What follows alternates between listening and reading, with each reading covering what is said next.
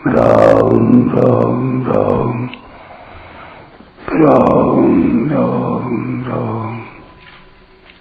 राम राम राम नारायण नारायण। मानने की बात वहीं कही जाती है जहाँ साधुता नहीं दिखती। अगर उसमें किंचन मात्र भी दुराचार न होते तो भगवान उसको साधु ही मानना चाहिए, ऐसा क्यों कहते? तो भगवान के कहने से यही सिद्ध होता है कि उसमें अभी दुराचार हैं। वह दुराचारों से सर्वथा रहित नहीं हुआ है। इसलिए भगवान कहते हैं कि वह अभी सांगोपांग साधु नहीं हुआ है, तो भी उसको साधु ही मानना चाहिए।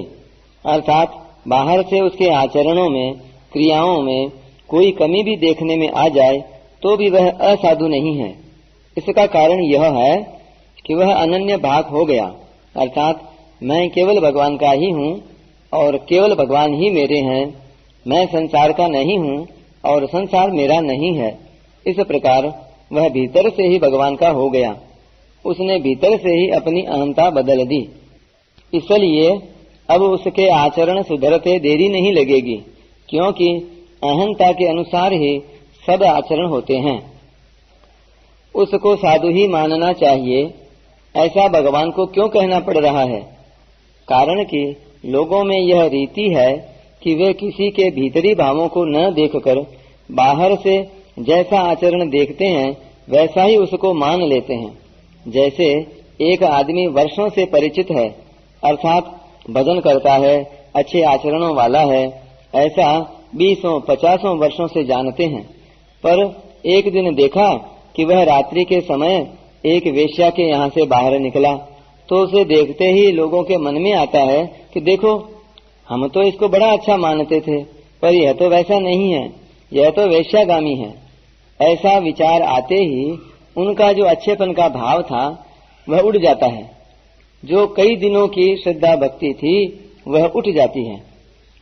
इसी तरह से लोग वर्षों से किसी व्यक्ति को जानते हैं कि वह अन्यायी है, पापी है, दुराचारी है, और वही एक दिन गंगा के किनारे स्नान किए हुए, हाथ में गोमुखी लिए हुए बैठा है। उसका चेहरा बड़ा प्रसन्न है। उसको देखकर कोई कहता है कि देखो, भगवान का भजन कर रहा है, बड़ा अच्छा पुरुष है। तो दूसरा कहता है कि अरे, तुम इसको जानते नहीं, मैं जानता हूँ, यह तो ऐसा ऐसा है, कुछ नहीं है, केवल पाखंड करता है। इस प्रकार भजन करने पर भी लोग उसको वैसा ही पापी मान लेते हैं, और उधर साधन भजन करने वाले को भी वेश्या के घर से निकलता देखकर खराब मान लेते हैं। उसको न जाने किस कारण से वेश्या ने बुलाया था, क्या पता वह दया परवश होकर वेश्या को शिक्षा देने के लिए गया हो, उसके सुधार के लिए गया हो। उस तरफ उनकी दृष्टि नहीं जाती। जिनका अंतःकरण मैला हो वे मैलापन की बात करके अपने अंतःकरण को और मैला कर लेते हैं। उनका अंतःकरण मैलापन की बात ही पकड़ता है। परंतु उपयुक्त दोनों प्रकार की बातें होने पर भी भगवान की दृष्टि मनुष्य के भाव पर ही रहती है, आचरणों पर नहीं। रहती न प्रभु चित चूक किए की, करत सुरति सह बार ये की। क्योंकि भगवान भावग्राही हैं। भावग्राही जनार्दनः सम्यक व्यवसितो ही सह। दूसरे अध्याय में कर्मयोग के प्रकरण में व्यवसायत्मिका बुद्धि की बात आई है। अर्थात वहाँ पहले बुद्धि में यह निश्चय होता है कि मेरे को राग द्वेष नहीं करने हैं, कर्तव्य कर्म करते हुए सिद्धि असिद्धि में सम रहना है। अतः कर्मयोगी की बुद्धि व्यवसायत्मिका होती है, और यहाँ कर्ता स्वयं व्यवसित है, सम्यक व्यवसितः। कारण कि मैं केवल भगवान का ही हूँ, अब मेरा काम केवल भजन करना ही है। यह निश्चय स्वयं का है, बुद्धि का नहीं। अतः सम्यक निश्चय वाले की स्थिति भगवान में है। तात्पर्य यह हुआ कि वहाँ निश्चय करण में, बुद्धि में है, और यहाँ निश्चय कर्ता में है, स्वयं में है। करण में निश्चय होने पर भी जब कर्ता परमात्मा तत्व से अभिन्न हो जाता है, तो फिर कर्ता में निश्चय होने पर करण में भी निश्चय हो जाए, इसमें तो कहना ही क्या है। जहाँ बुद्धि का निश्चय होता है वहाँ वह निश्चय तब तक एक रूप नहीं रहता जब तक स्वयं कर्ता उस निश्चय के साथ मिल नहीं जाता।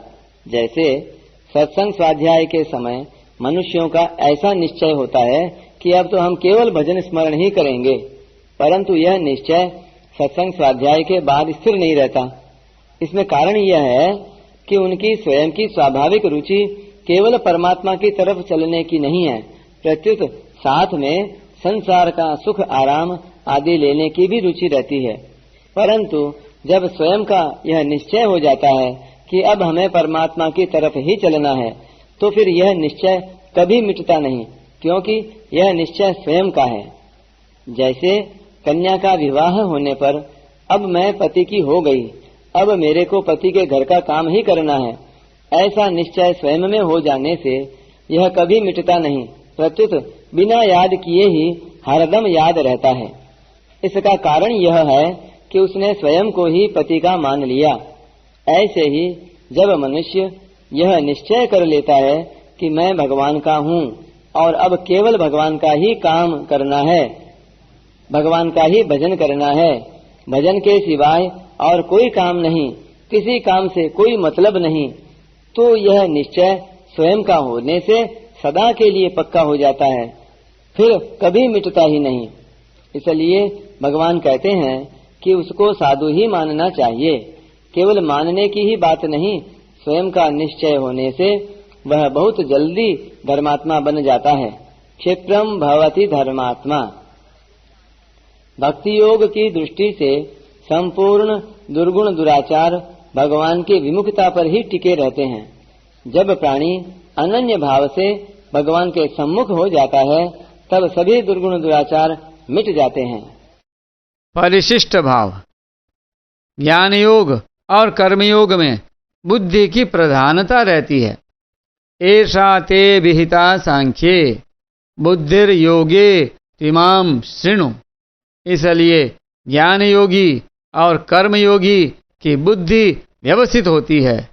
व्यवसायात्मिका बुद्धि एकेह व्यवसायात्मिका बुद्धि ही। परंतु भक्ति योग में स्वयं की प्रधानता रहती है, इसलिए भक्त स्वयं व्यवस्थित होता है। सम्यक व्यवस्थितो ही सह।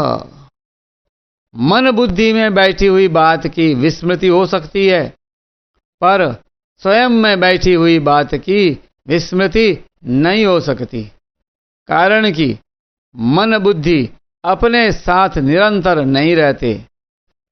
सुषुप्ति में हमें उनके अभाव का अनुभव होता है, और स्वयं के अभाव का अनुभव कभी किसी को नहीं होता। उस स्वयं में जो बात होती है वह अखंड रहती है। इसलिए मैं भगवान का हूँ और भगवान मेरे हैं, यह स्वीकृति स्वयं में होती है, मन बुद्धि में नहीं। एक बार यह स्वीकृति होने पर फिर कभी अस्वीकृति होती ही नहीं, क्योंकि स्वयं मूल में भगवान का ही अंश होने से भगवान से अभिन्न है। परंतु भूल से यह प्रकृति के साथ अपना संबंध स्वीकार कर लेता है। अतः वास्तव में केवल अपनी भूल ही मिटती है। भूल मिटते ही भगवान के नित्य संबंध की स्वतः जागृति हो जाती है। नष्टो मोह स्मृतिर्लब्धा। दूसरे के साथ संबंध माना था, यही भूल थी, मोह था।